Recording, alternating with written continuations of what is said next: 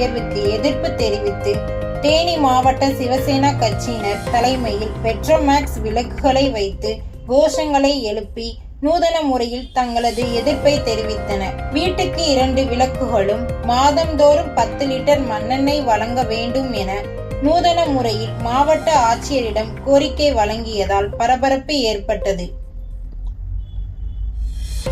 தமிழகத்தில் மின் கட்டண உயர்வை தமிழ்நாடு மின்னரசு வாரியம் சில நாட்களுக்கு முன் அறிவித்தது. இதன் காரணமாக வீட்டு உபயோகத்திற்கு மின்சார கட்டணம் யூனிட் ஒன்றுக்கு 20 முதல் 55 காசுகள் வரை அதிகரித்தது. இதனால் ஏழை எளிய நடுத்தர மக்கள் பாதிக்கப்படுவதாகவும் இதற்கு எதிர்ப்பு தெரிவித்து தேனி மாவட்ட சிவசேனா கட்சியினர் நூதன முறையில் தங்களது எதிர்ப்புகளை தெரிவித்தனர். என்னுடைய பேர் குரு ஐயப்பன், சிவசேனா கட்சியினுடைய மாநில துணைத் தலைவர் தேனி. தற்போது தமிழகத்தில் மின்கட்டண உயர்வு உயர்த்தப்பட்டு ஏழை எளிய மக்கள் மிகவும் சிரமத்துக்கு ஆளாகுகின்ற சூழல் அமைஞ்சிருக்கு. கடந்த 2011 முதல் 2021 வரை அன்றைய ஆட்சியில் இருந்த அதிமுக ஆட்சி காலகட்டத்தில் மறைந்த முன்னாள் முதலமைச்சர் அவர்கள் கடந்த 2021 ஆண்டு வரை ஆட்சி காலகட்டத்தில் மின்வெட்டுகளை படிப்படியாக தகர்க்கப்பட்டு மின்மிகை மாநிலமாக வைத்திருந்தார்கள். தற்போது 2021க்கு மேல் திமுக ஆட்சியில் பலமுறை மின்சார கட்டணம் உயர்த்தப்பட்டு ஏழை எளிய மக்களின் கஷ்ட சூழ்நிலையை உண்டாக்கி கொண்டிருக்கின்றன.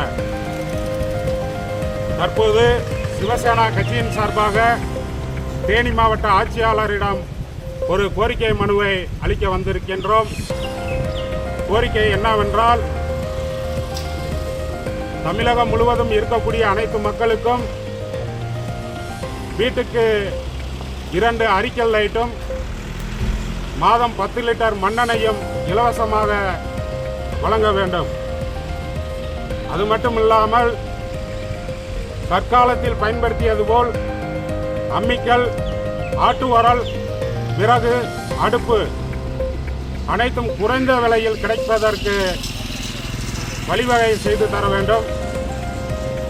அது மட்டுமில்லாமல் இந்த நிகழ்ச்சியை துவக்க விழாவாக தேனி மாவட்டத்திலே ஆரம்பித்து இன்றைய மின்சாரத்துறை அமைச்சராக இருக்கக்கூடிய தங்கம் தென்னரசு அவர்களை சிறப்பு அழைப்பாளராக வரவைத்து இந்த நிகழ்ச்சியை தொடக்கப்பட வேண்டும். இந்த நிகழ்ச்சி மூலமாக மின்சாரத்துறை அமைச்சர் தங்கம் தென்னரசு அவர்களுக்கு ஒரு பட்டம் சூட்டப்பட வேண்டும்.